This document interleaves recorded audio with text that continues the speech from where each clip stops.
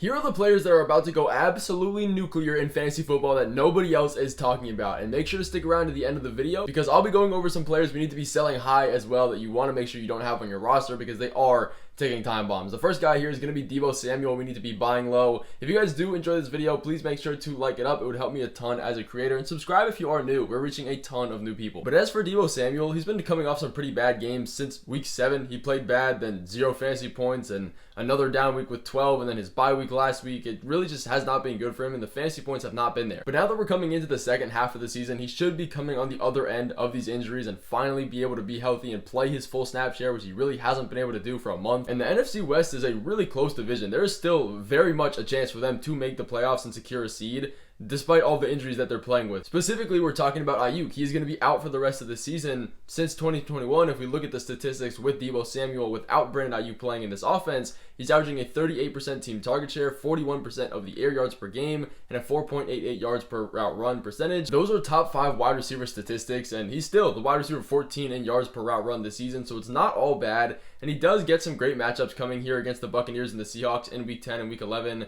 He does have a tougher schedule after those 2 weeks though, but it's really nothing I'm going to be worrying about as a wide receiver 1. So I would be trading for him and sending offers sooner rather than later because of those easy matchups coming. If you're looking for specific trade guys, I would have anybody like Marvin Harrison, Tony Pollard, Rashad White, even J.K. Dobbins, Kareem Hunt. Those are all players I'm willing to give up for him 1-to-1. And another trade target that we need to be going through and sending offers for, I promise, is George Pickens. And in the first 2 games that Russ has played with Pickens already starting for this offense, they've built a pretty great rapport and he has the highest target share on the team. But more importantly than that, Russell Wilson brings a higher pass volume to this offense. With Justin Fields starting so far this season, he's averaged 167 pass yards a game. Compared to Russell Wilson in his first 2 starts, he's averaging about 260 passing yards per game.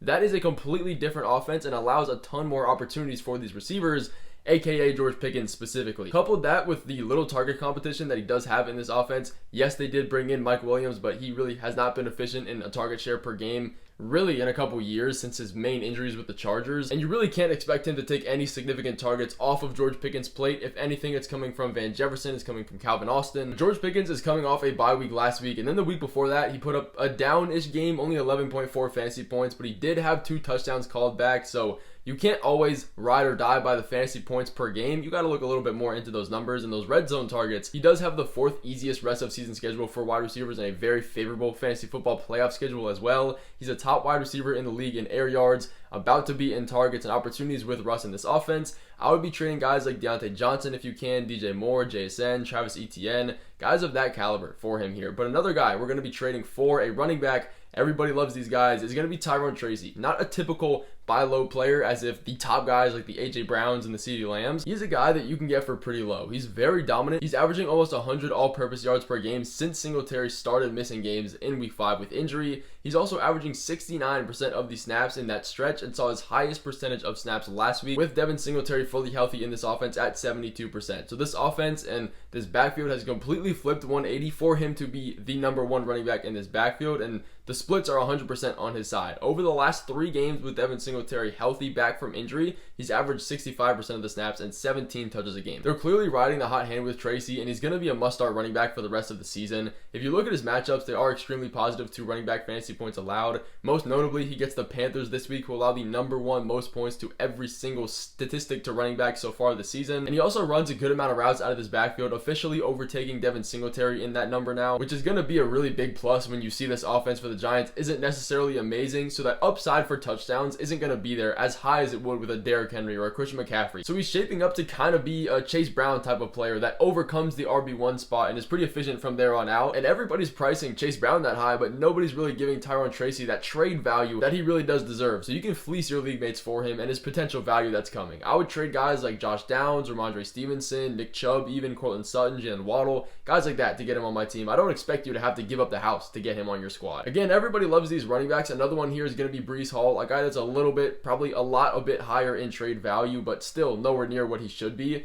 Let me give you this information. He's coming off 2 bad games. They're not necessarily terrible. 10.5 against the Texans last week, who have a good run defense, and then 9.9 against the Patriots the week before that. So yes, he's been pretty up and down this season, but people are not giving him the value that he deserves. Overall, he's still the RB7 on the year. And the usage between Breece and Braylon is the main issue that everybody has with this offense, along with the fact that the Jets just aren't really producing and playing like they should. They are only at a 3-6 record. But if you look at the usage, he's still seeing a pretty high number. He had 16 carries in week 8. That was his second highest of the season, and 15 in week 9. And he gets amazing usage in the pass game as well. He's the RB4 in target share per game, the RB2 in total targets a game, and the RB1 in total routes run per game. So when you're going to have that much involvement in the pass game, your upside and your floor is going to be a lot higher than it would if you didn't have that. On top of that, he does have the third easiest running back strength of schedule for the rest of the year, facing the Cardinals this week, followed by the Colts, the Seahawks, the Dolphins, the Jaguars, Rams, and Bills. So those are all really positive running matchups that he should be absolutely fine in. The Jets offense in total, again, just hasn't really been sought after, so his value is going to be lower than it should be. We drafted him this high in drafts for a reason. He's still the RB7. He has value, and another guy that has a ton of value is T. Higgins as well. Another guy that has been valued lower than he really is, but if you look at his isolated numbers, this guy's a top wide receiver. He's the wide receiver 6 in target share per game at 29.2%. He's the wide receiver 12 in air yards per game at 91.6 yards, and the wide receiver 9 in red zone targets per game at 1.4. But in typical T. Higgins fashion, he's missing a ton of games. He's missed 5 out of the 10 games so far this season.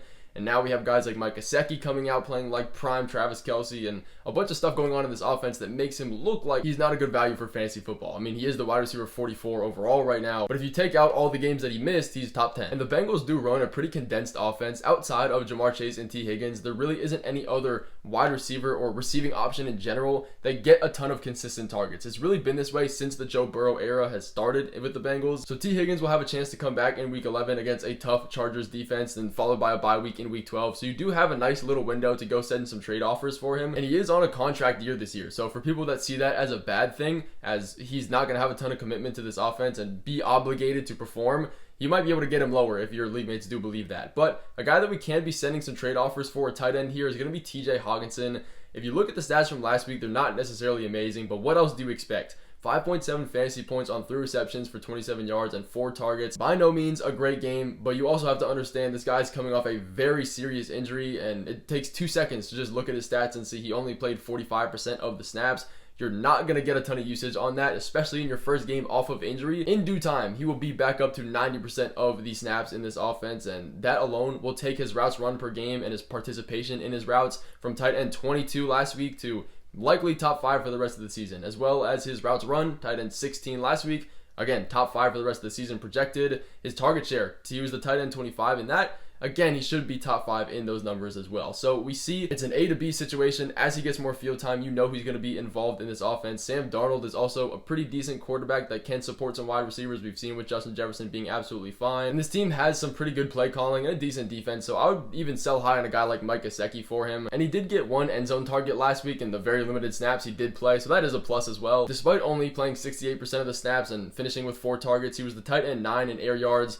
Those are all good numbers, especially with how much he played. But a guy that we do need to be trading away off of our rosters is going to be Kareem Hunt. And surprisingly, as we get further into this season, we see more and more that the return of Isaiah Pacheco is getting pushed farther and farther back. So this trade take isn't primarily off the fact that Pacheco is coming back and we need to sell him before that happens. It's more of getting value of what we can for a waiver wire player in Kareem Hunt that we got for pretty much free. We can turn that into a solidified value for the fantasy football playoffs, which I hope we are going for. So if we look at Pacheco, he's expected to come back into practicing in the next 2 to 3 weeks. So if it were up to me, I'd expect a realistic return in week 13.